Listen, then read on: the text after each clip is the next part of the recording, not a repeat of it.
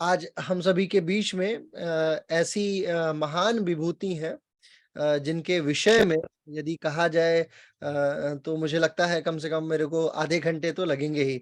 भारत में बहुत कम ऐसे विद्वान हैं इस समय जिनका रिज़्यूमे यदि बनाया जाए तो कम से कम वो 20 पन्ने से एक्सीड कर जाए। ऐसे शैक्षिक जगत के विद्वान जो हैं और ख़ास करके ऐसे विद्वान जो कई सारे विषयों पे समान धारा प्रवाह वक्तव्य दे सकते हैं। ऐसे विद्वानों में आज हमारे साथ में वाचस्पति मिश्र की जो गरिमा है, उस गरिमा को कंटिन्यू करते हुए professor doctor Girishwar Mishra sir की उपस्थिति है। बतौर एसकेएम योगा की तरफ से ये हम सभी के लिए इतना बड़ा अवसर है क्योंकि किसी भी विश्वविद्यालय के पूर्व वाइस चांसलर का हम सभी के बीच में होना और आप लोगों जैसे छात्रों के बीच में ऐसी विभूतियों का आना, हम सभी योग के छात्रों के लिए, योग के सहभागियों के लिए एक बहुत बड़ा उपक्रम होगा। आज जो कि महात्मा गांधी जी का असैसिनेशन भी हुआ था और ऐसे ऐसे मार्मिक परिस्थिति को चूंकि महात्मा गांधी से बड़ा योगी जो है वो मॉडर्न समय में अगर देखा जाए जो कि उनका काल था उस काल में वास्तविकता से जी सकने वाला कोई व्यक्तित्व उंगलियों पे ही गिने जा सकने वाले व्यक्तित्वों को हमने देखा है। ऐसे में एक योगी जिनका अध्ययन हम सभी के लिए बड़ा अनिवार्य है और उनके विचारों को समझना मुझे लगता है कि आदरणीय सर के अलावा कोई ऐसा वक्ता नहीं है जो इस विषय पे अच्छा बोल सकता है। बहुत-बहुत स्वागत है सर आज आपका हमारे बीच में, आगे मंच आपका है। बहुत बहुत धन्यवाद। एसकेएम योगा के इस कार्यक्रम में उपस्थित सभी बंधुओं का हार्दिक अभिनंदन। मित्रों, आज का दिन बड़ा महत्वपूर्ण है। हम सब जानते हैं कि यह गांधी जी की 75वीं पुण्यतिथि है। महात्मा गांधी एक व्यक्ति थे, लेकिन वह व्यक्ति से आगे बढ़कर एक विचार के रूप में पूरे विश्व में अपनी उपस्थिति दर्ज कराते हैं और हमारे लिए यह बड़ा महत्वपूर्ण है कि एक व्यक्ति जो एक ऐसी पृष्ठभूमि से आता है जो कहीं से भी जिस तरह के प्रौढ़ व्यक्तित्व की रचना होती है उससे जुड़ने वाला नहीं है। गांधी जी ने अपने कर्म से, अपने कार्य से और अपने अध्यवसाय से एक ऐसी प्रवृत्ति को विकसित किया जो योग की दृष्टि से प्रयोग करते हुए क्रमशः अपने आप को कैसे ढाला जा सकता है, इसका अद्भुत उदाहरण उनके जीवन में हमको दिखाई पड़ता है। हम सब जानते हैं कि आप आदरणीय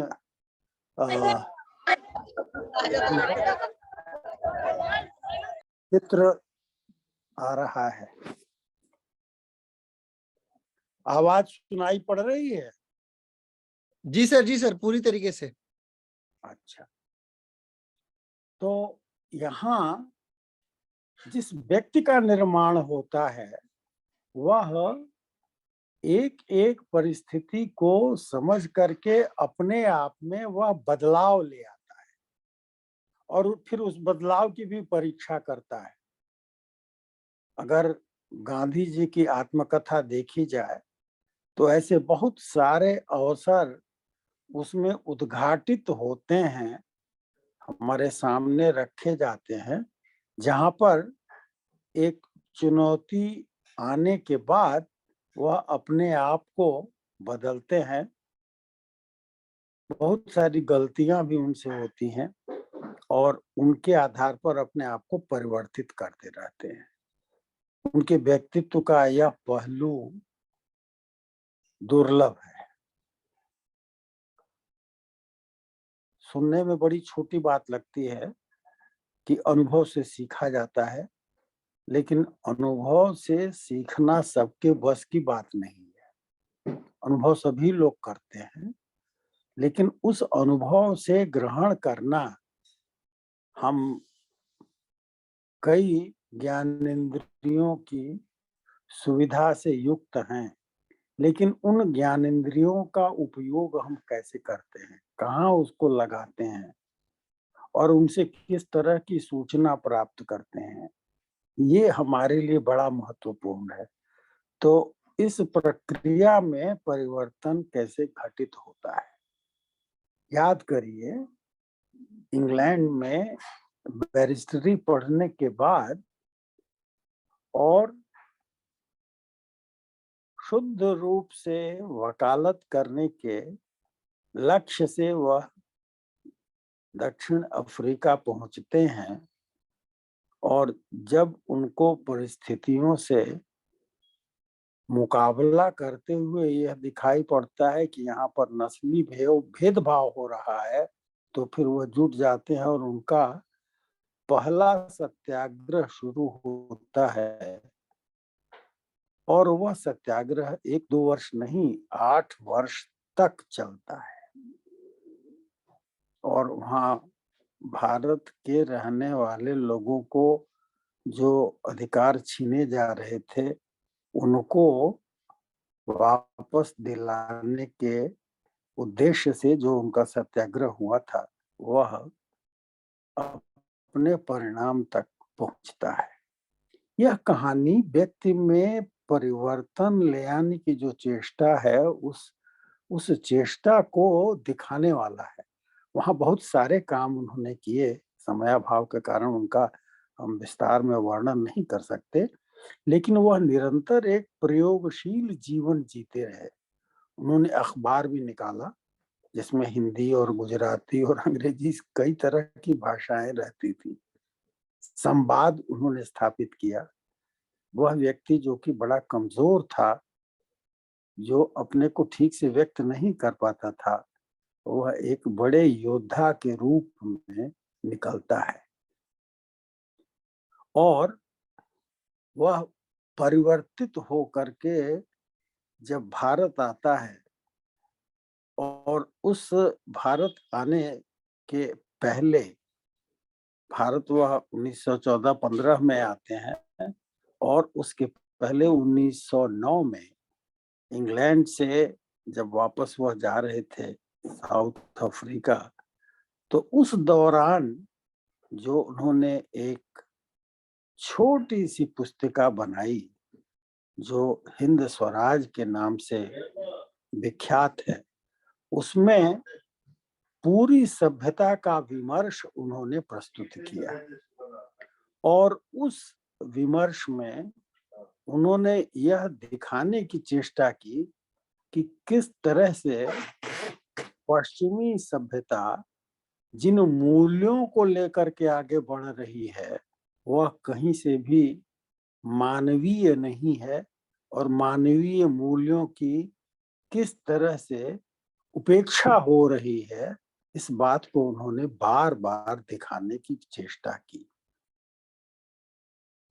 उनका बहुत स्पष्ट विचार था, जो लोकतंत्र के एक विकेंद्रीकृत रूप को हमारे सामने रखता है, डिसेंट्रलाइज्ड, जिसमें जनता की भूमिका उस अर्थ में है जो कि डेमोक्रेसी की परिभाषा में दिया जाता है कि जनता का और जनता के लिए और जनता द्वारा। उसको फलीभूत करने के लिए किस तरह की व्यवस्था होनी चाहिए, यह मुख्यतः विकेंद्रीकृत, अर्थात गांवों को उन्होंने सबल बनाने की चेष्टा की। उनके विचारों को अगर आप देखें, तो बड़ा साफ हो जाता है कि वह पश्चिमी सभ्यता को शैतानी सभ्यता घोषित करते हैं, और भाषा के प्रश्न पर लेकर के, संस्कृत के प्रश्न पर लेकर के बहुत ही मुखर हैं। और वह कहते हैं कि हम अपनी जमीन पर खड़े रहना चाहते हैं, हम दूसरों से बात करना चाहते हैं, संवाद चाहते हैं, हम चाहते हैं कि बाहर का हवा का झोंका आए तो खिड़की हम अपनी खुली रखेंगे, लेकिन हम अपने पैर अपनी जमीन पर जरूर स्थापित रखेंगे। यह भी उन्होंने बड़ा स्पष्ट किया कि अपनी भाषा में ही हमारी अभिव्यक्ति यदि होती है तो वह हमको समर्थ बनाती है। भारत के सभ्यता के जितने भी पक्ष हैं उनका उन्होंने गहन अध्ययन किया था। यह मजेदार बात है कि गीता से उनका संबंध जो इंग्लैंड में शुरू हुआ वह जीवन भर बना रहा। श्रीमद् भगवत गीता की टीका भी उन्होंने की, उस पर व्याख्यान दिए, उसकी व्याख्या की और वह प्रकाशित है। बड़ी अद्भुत रचना है। इस पूरी यात्रा में जो उनका एक बहुत बड़ा पाथेय था जिसके साथ वह चल रहे थे वह था सत्य। और उनको लगा कि सत्य की खोज के माध्यम से ईश्वर तक पहुंचा जा सकता है। फिर उनको लगा कि नहीं, इसको ठीक करने की जरूरत है। तो उन्होंने बदल करके कहा कि नहीं, ईश्वर जो है वह और कुछ नहीं है बल्कि सत्य ही है। और इस सत्य की साधना ही उनके जीवन का उद्देश्य बन गया। सत्य माने जिसका अस्तित्व है, जो जीवन है, और उस अस्तित्व की रक्षा हमारे लिए आवश्यक है। यह भी बता देना आवश्यक है कि वह ईश्वर में अगाध विश्वास करते थे और सभी मनुष्यों में वह ईश्वर की उपस्थिति देख रहे थे। और अगर ईश्वर तक पहुंचना है तो मनुष्य की सेवा करके ईश्वर तक पहुंचा जा सकता है। गांधी जी ने बड़ी हिम्मत दिखाई अपने पूरे जीवन में, और जिस मूल्य के लिए उन्होंने अपने आप को समर्पित किया वह मूल्य अहिंसा का रहा। वह सत्य और अहिंसा को बड़े अद्भुत ढंग से देखते हैं। कहते हैं कि हम सत्य खोजने चलते हैं तो अहिंसा पर पहुंचते हैं, और अहिंसा खोजने चलते हैं तो सत्य पर पहुंचते हैं। अहिंसा का अर्थ अक्सर हम हिंसा न करना लगाते हैं, अर्थात हिंसा से अलग होना। पर गांधी जी कहते हैं नहीं, अहिंसा जो है, हम लव शब्द का उपयोग नहीं करना चाहते। हम उसकी जगह पर अहिंसा इसलिए कर रहे हैं कि हिंसा का विरोध भी हो और वह मूलतः स्नेह और प्रेम के अर्थ में अहिंसा का उपयोग करते हैं। अस्तित्व के लिए अहिंसा आवश्यक है, सत्य के लिए अहिंसा आवश्यक है। अगर हिंसा रहेगी तो जीवन नहीं रहेगा। आप देख लीजिए, जिस बर्बरता के युग में आज हम जी रहे हैं उसकी कोई व्याख्या नहीं हो सकती। हम सब देख रहे हैं कि दो देश किस तरह से लगभग 11 महीने होने जा रहे हैं युद्ध में लगे हुए हैं। हजारों लोगों की प्राण हानि हुई, लाखों करोड़ रुपए का, डॉलर का जो है नुकसान वह दोनों देशों को हुआ है। और यह ऐसी स्थिति है जहां पर आज के बहुत पढ़े लिखे बड़े वैज्ञानिक उच्च स्तर का ज्ञान रखने वाले लोग इस युद्ध में लगे हुए हैं। कौन किसके पक्ष में है और क्या कर रहा है यह हमारे सामने है, अखबारों में हम सब पढ़ रहे हैं। पर यह बर्बरीकरण का बड़ा स्पष्ट उदाहरण है कि ज्ञान को यदि हम नियंत्रित नहीं करते हैं, अगर ज्ञान ऐसा न हो जो कि हमको मुक्त कर सके, तो वह ज्ञान इसी प्रकार की आक्रामक प्रवृत्तियों को जन्म देगा। वह जीवन के विरुद्ध होगा। अंततः अगर जीवन की रक्षा करना चाहते हैं, सत्य की रक्षा करना चाहते हैं, तो उसके लिए अहिंसा ही उसका माध्यम हो सकता है। मित्रों, महात्मा गांधी बार बार बिना कहे योग का अद्भुत उपयोग करते हैं, प्रयोग करते हैं। यदि आप गांधी जी के आश्रम में जाएं, मुझे यह सौभाग्य मिला कि 5 वर्ष मैं वर्धा में था, जहाँ पर गांधी जी उस नगर में 12 वर्ष का समय व्यतीत किए थे और वहाँ उनका आश्रम है और वहाँ पर एक पट्टिका लगी हुई है और उस पट्टिका के ऊपर आश्रम के अंतर्गत जीवन बिताने के लिए, वहाँ रहने के लिए कौन-कौन से व्रत हैं, उनका पालन करना आवश्यक बताया गया है। और उन व्रतों को अगर आप पढ़ेंगे, तो उसमें आपको मिलेगा अहिंसा, सत्य, अस्तेय, अपरिग्रह, संतोष, ये जितने भी आपके यम और नियम हैं, वह वहाँ पर उपस्थित है। उन्होंने उसमें एक और जोड़ा है और उसका नाम उन्होंने रखा अस्वाद। उनका बड़ा महत्वपूर्ण निष्कर्ष था कि बहुत सारी समस्या का कारण है कि हम जीव के द्वारा नियंत्रित होते हैं और जीव का अर्थ हो गया लालच, जीव का अर्थ हो गया तरह-तरह का स्वाद लेना, तो उन्होंने उस पर भी नियंत्रण किया। आप उनके जीवन को अगर आप देखेंगे, सत्य की बात हमने की, अहिंसा की बात हमने की, अपरिग्रह को यदि आप देखें, तो अपने जीवन में उन्होंने निश्चय कर लिया कि हम बैंक का अकाउंट नहीं रखेंगे, हम रुपया नहीं एकत्र करेंगे। उन्होंने यह भी तय किया कि हम कितना भोजन करेंगे, कितनी बातचीत करेंगे, हम मौन भी रखेंगे, हम उतने ही वस्त्रों का उपयोग करेंगे जो हमारे लिए आवश्यक है। अपरिग्रह का उनका एक आशय यह भी था कि यदि अपरिग्रह करते हैं तो दूसरे के लिए भी स्थान बनेगा। जो कुछ उपलब्ध है इस धरती पर वह सब अगर एक ही व्यक्ति ले ले तो दूसरे व्यक्ति के लिए तो कुछ नहीं बचेगा। और कोई व्यक्ति कितना अपने पास रखता है, इसका निश्चय उसे करना चाहिए।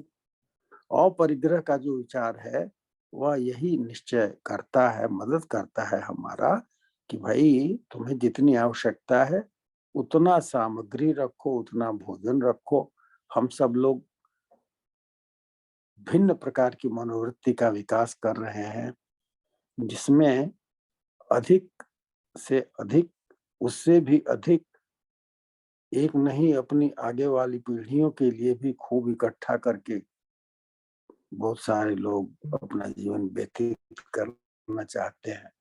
तो कहीं न कहीं ठीक अपरिग्रह के विरुद्ध परिग्रह ज़्यादा से ज़्यादा एकत्र करना, यह जीवन में बढ़ रहा है और इसके नाते समाज में विषमता पैदा हो रही है, भिन्नता पैदा हो रही है। गांधी जी इस अर्थ में योगी थे कि उन्होंने सत्य को, अपरिग्रह को, अहिंसा को, ब्रह्मचर्य को, तमाम सारे जो योग के आधार हैं, उन सबको अपने जीवन में उतारा था। उनका एक बहुत प्रसिद्ध जो तैत्तिरीयोपनिषद में आरंभ में एक मंत्र आता है, वह उनका बहुत बड़ा आधार था। ईशावास्यमिदं सर्वं यत् किंचित जगत्यां जगत तेन त्यक्तेन भुंजीथा माँ गृधः कस्यचित् धनम। कि भैया ये पूरा जो संसार है, पूरी सृष्टि है, वह सब ईश्वर से आच्छादित है। जहाँ हाथ लगाओगे वहां ईश्वर ही मिलेगा। ईश्वर ही सर्वत्र विद्यमान है। ईशावास्यमिदं सर्वम, जो सर्व है, जिसमें सब कुछ शामिल हो गया, तो उस सर्व में ईश्वर विद्यमान है, ईश्वर का वास है। और अगर ईश्वर का वास है तो भैया तुम्हारा कैसे हुआ? आप जमीन पर रजिस्ट्री नहीं करा सकते हैं क्योंकि वो आपकी है नहीं, वस्तुतः नहीं है। आप उस पर जबरदस्ती कब्जा करते हैं, तो आप हैं क्या? तो एक शब्द आपने सुना होगा कि गांधी जी ने बड़ा प्रिय शब्द है, वो है ट्रस्टी। आप न्यासी हैं, आपके पास वो धरोहर रखी हुई है, आपको उसकी रक्षा करने की जरूरत है। तो ईशावास्यमिदं सर्वम यत् किंचित जगत्यां जगत, पूरी धरती विश्व सृष्टि में जो कुछ भी है वह सर्वत्र ईश्वरमय है। तीन त्यक्तेन भुंजी था, इसलिए बस प्रसाद मान करके जो मिला है वह ग्रहण करो। माँ गृध कस्य धनम, दूसरे के धन के ऊपर जो है लालच की नजर न लगाओ। अब ये आज की जो भौतिक जीवन की हम लोग एक वास्तविकता मान बैठे हैं कि अधिक से अधिक हम एकत्र करें, दूसरे की हम चिंता ना करें। यह एक बड़ा विचित्र झंझट है हमारे जीवन में। हम सुख चाहते हैं, प्रसन्नता चाहते हैं, और वो सब हम सोचते हैं कि जितना ज्यादा हमारे पास साधन हो जाएगा तो हम उतने सुखी हो जाए। परंतु ऐसा है नहीं। यह एक विचित्र बात है। और पर अन्य जो दूसरा है वह आपसे अन्य होते हुए भी आपके हित का साधक होता है, और वह जो है आपके कल्याण का उपाय बन जाता है। यह तब होता है जब हम उसके ऊपर ध्यान देते हैं। आपने खूब सुना होगा, बार बार उसको याद किया जाता है, वैष्णव जन तो तेने कहिए जे पीर पराई जाने रे। गांधी जी का यह प्रिय भजन है, आज भी खूब गाया जाता है। पर गांधी जी जब इसको कह रहे हैं तो उसका अर्थ यह होता है कि दूसरे के दुख को अपना दुख कैसे माना जा सकता है, दूसरे के कष्ट को, दूसरे की पीड़ा को कैसे अपनी पीड़ा, अपना दुख माना जा सकता है, उसको दूर करने का उपाय कैसे किया जा सकता है। अर्थात जो हमारा अपना सीमित स्व का, सेल्फ का विचार है, उसको छोड़ना हमारे लिए आवश्यक बनता है।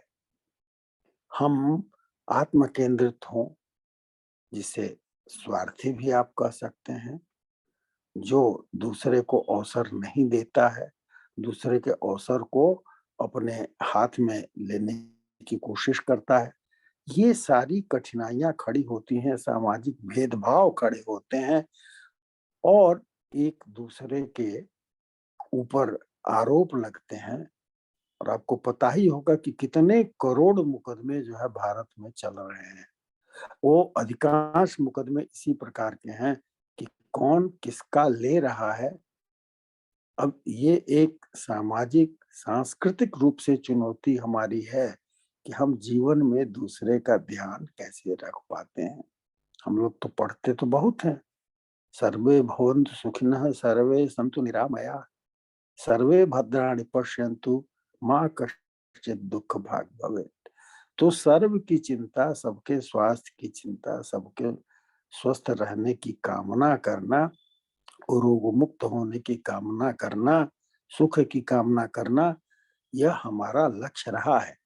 लेकिन यह होगा कैसे? यह होगा तभी जब हम साथ साथ चल सकें।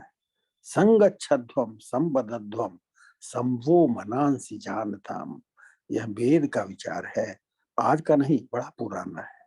और वो यही कहता है कि हमारे मन वचन कर्म में कहीं पर एक तरह का सामंजस्य हो, एका हो। जब हम इस स्थिति में पहुंचते हैं तो छोटे छोटे कदम बढ़ा करके भी बड़े बड़े काम संभव हो जाते हैं। गांधी जी स्वयं इसके उदाहरण हैं। एक कदम वह चलते थे और कोटि पग उसी ओर चल पड़ते थे। उनका दांडी का सत्याग्रह शायद विश्व का उस समय का सबसे बड़ा सत्याग्रह था, जहां हजारों लोग उनके पीछे चल पड़े, और विश्व का जो मीडिया है वह उसको देख रहा था उस समय का। और सबने यह अनुभव किया कि यह परिवर्तन कैसे हुआ। गांधी जी सरल भाषा का उपयोग करते थे, संवाद का उपयोग करते थे, सबके पत्रों का उत्तर देते थे, और उनका विचार जो है बड़ा सकारात्मक रहता था। मित्रों, जिस वर्धा का हमने उल्लेख किया था, वहाँ पर जब दांडी के सत्याग्रह का समापन हुआ, तो जब वो लौट रहे थे तो उन्होंने देश की यात्रा की और उन्होंने कहा कि मैं अपने पुराने आश्रम में तब तक नहीं जाऊँगा जब तक कि भारत स्वतंत्र नहीं होता है। अंग्रेज जो है वो जाते नहीं, उनका हम नहीं जाएँगे वहाँ पर। हुआ कि गांधी जी कहाँ रहेंगे? तो जमुनालाल बजाज ने कहा कि आप जो है वर्धा चलिए। वर्धा उनको निमंत्रित करके बुलाए और फिर वर्धा में एक स्थान दिया जहाँ पर वह आए और उन्होंने बड़ा महत्वपूर्ण काम किया और वो रचनात्मक काम था कि गाँव के लोगों को उन्होंने समर्थ बनाने की योजना बनाई और वह एक छोटी-सी पुस्तिका है, आप पढ़ सकते हैं, रचनात्मक कार्यक्रम, कि कैसे उनको आत्मनिर्भर बनाया जाए, आर्थिक रूप से, सामाजिक रूप से, बौद्धिक रूप से कैसे समर्थ बनाया जाए। वर्धा उनकी एक प्रयोगशाला बन गई थी। वर्धा में ही उन्होंने शिक्षा के बारे में भी विचार किया और एक नीति का निर्माण हुआ वहाँ पर और वह वर्धा नीति कही जाती है और जिसका प्रमुख विचार था कि शरीर, मन, बुद्धि और मस्तिष्क, हर तरह की क्षमताओं का सर्वांगीण विकास होना चाहिए। केवल बौद्धिक विकास पर्याप्त नहीं है, कौशल का भी विकास होना चाहिए। वहाँ पर उस विचार को लेकर के एक विद्यालय आज भी चल रहा है, जिसका नाम है आनंद निकेतन। गांधी जी यह चाहते थे कि शिक्षा का अपने परिवेश के साथ गहन संबंध हो और वहाँ की जो जलवायु है, वहाँ पर जो वृक्ष होते हैं, वहाँ पर जो खेती होती है, उन सब से जुड़ते हुए जिया जाए। यह केवल कक्षा में कुछ ज्ञान प्राप्त करना और कुछ कौशल भी विकसित हो जाते हैं, पर वह पर्याप्त नहीं है। तो मित्रों, सर्वांगीण शिक्षा का विचार उन्होंने रखा। उन्होंने अपने ऊपर नियंत्रण किया और जो साथ में रहते थे उनसे भी कोशिश की कि वो भी उसको स्वीकार करें और उसके अनुसार चलें। योग के जो व्यावहारिक सूत्र हैं और जीवन में उनको कैसे अपनाया जाए, इसका उदाहरण हम गांधी जी के जीवन में, उनके कर्म में, उनके लेखन में निरंतर देखते हैं। इस पुण्यतिथि के अवसर पर हम सब लोग उनको स्मरण कर रहे हैं। शायद पहले से अधिक आज गांधी जी की जरूरत है, इसलिए कि हमारे सामने बहुत सारे भ्रम खड़े होते गए हैं। इन भ्रमों को तोड़ने के लिए शायद अभी हम लोगों ने एक महामारी का अनुभव किया। हम सब लोग जानते हैं कि किस तरह से वह महामारी जो है पूरे विश्व को प्रभावित कर गई। उसने हमें बताया, कम से कम उसने हमको कहा कि घर के अंदर रहो, सफाई से रहो। जिस अपरिग्रह को हम सामान्यतः भूल जाते हैं, वो हमको याद करना पड़ा। तो गांधी जी के विचार, उनके जीवन, उनके अनुभव कहीं न कहीं हमको स्पर्श करते हैं आज के जीवन में भी और हम सब मन से, हृदय से उनका श्रद्धापूर्वक आज स्मरण करते हैं और उनके कोई एक विचार हमको अपनाने का प्रयास ज़रूर करना चाहिए। हमको अपनी सीमाओं पर विचार करना चाहिए। हमको अपनी भाषा के ऊपर भी विचार करना चाहिए। वह किसी प्रकार के दुरुपयोग का विरोध करते थे। अपरिग्रह माने कम और वो कहते हैं कि ज्ञान का भी अपरिग्रह रखना चाहिए। बहुत ज़्यादा ज्ञान हुआ तभी गड़बड़ हो जाए। बहरहाल जीवन का एक मार्ग उन्होंने जी करके दिखाया। स्वास्थ्य कैसे रह सकता है, प्राकृतिक चिकित्सा उनका मुख्य आधार रहा। वह पूरे जीवन भर लगभग निरंतर तरह स्वस्थ रहे।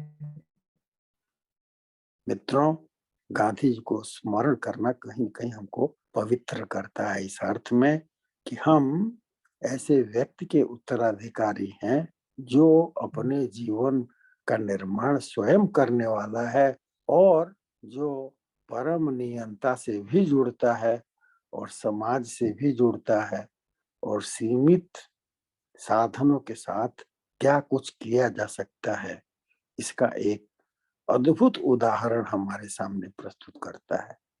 मैं आप सबको आज के अवसर पर बड़ी विनम्रता के साथ अपनी ओर से कृतज्ञता ज्ञापित करता हूँ कि आपने मुझे समय दिया कि मैं गांधी जी के साथ चल सकूं, विचार के स्तर पर, और आपको भी उसमें शामिल कर सकूं। बहुत बहुत धन्यवाद।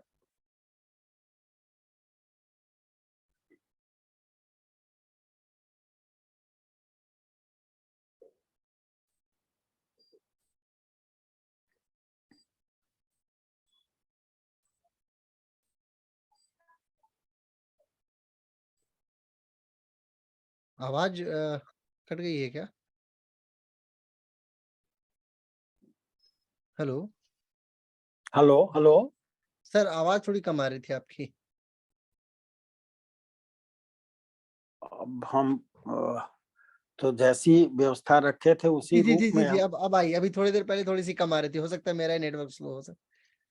अच्छा अच्छा। जी जी नहीं, मैंने मेरा ख्याल है कि समय हम लोगों का पूरा हो गया है। जी जी जी, पूर्ण हो गया। जी जी जी सर, मैं अब जी। थोड़ा सा जनता के बीच में से कुछ लोगों के प्रश्न लेना चाहूंगा। यदि किसी को कोई प्रश्न अरे पूछना है तो आप आदरणीय सर से एक आधा सवाल पूछ सकते हैं। सर 5 मिनट और दे जरूर, दीजिए सर। हाँ, अवश्य, जी। स्वागत। किसी को यदि कोई प्रश्न पूछना है, जैसा अभी सर ने व्याख्यान दिया, इस व्याख्यान से संबंधित, चाहे हिंद स्वराज से संबंधित हो, महात्मा गांधी के यौगिक जीवन से संबंधित हो, या अन्य किसी भी विषय वस्तु पे जिसको आपको लगता है जो आपके लिए अत्यंत महत्वपूर्ण हो, आप प्रश्न पूछ सकते हैं। आप अनम्यूट नहीं कर पा रहे होंगे, मैं आपको भी अनम्यूट करने का ऑप्शन दे देता हूँ। अ, अब आप अनम्यूट कर सकते हैं। किसी को कोई प्रश्न पूछना है? प्रश्न नहीं, बहुत बहुत स्वागत है। बहुत उत्तम शब्दों के द्वारा इन्होंने आज जो गांधी का चित्रण हमारे सामने प्रस्तुत किया। हम निवेदन करेंगे दोबारा किसी और विषय के ऊपर जब इनके द्वारा चर्चा चले तो हमारा ज्ञान बढ़ता है। धन्यवाद। बहुत बहुत बहुत आभार सतीश साहब। गुरुदेव, बहुत बहुत आभार। आपकी उपस्थिति हम सभी को सर गौरवान्वित करती रही। जी जी जी, कोई और प्रश्न पूछना चाह रहे हैं? जी बताएं। सर क्या प्राकृतिक चिकित्सा महात्मा गांधी जी द्वारा शुरू की गई थी? हाँ, ये एक बड़ा बड़ा महत्वपूर्ण प्रश्न है गुरुदेव। प्राकृतिक चिकित्सा वाले जितने भी लोग हैं, वो सभी लोग महात्मा गांधी को नेचुरोपैथी के पिता के तौर पे पूजते हैं। तो इस विषय पे थोड़ा सा आप प्रकाशपात करें। जी आ, ये बहुत महत्वपूर्ण विषय है। प्रकृति में वह सब उपलब्ध है जो हमारे स्वास्थ्य के लिए आवश्यक है, और प्रकृति के अनुरूप रह करके हम कैसे जीवन यापन करें, यह सोच गांधी जी ने अपनाई, और कई तरह के उन्होंने प्रयोग शुरू किए और स्वयं अपने ऊपर प्रयोग किए।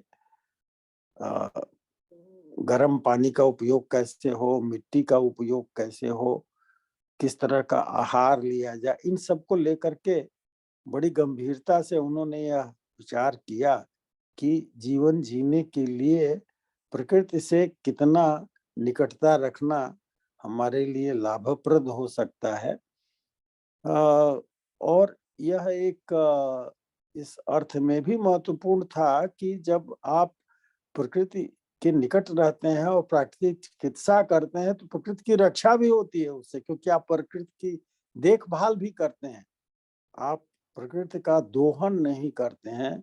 ये भी एक पक्ष है जो हमारे ध्यान में होना चाहिए। मैं वर्धा के आश्रम में भी और अन्यत्र भी इस प्रकार का प्रयास करते रहते हैं कि कैसे हम जीवन को प्रकृति के अनुकूल रहते हुए जी सकते हैं।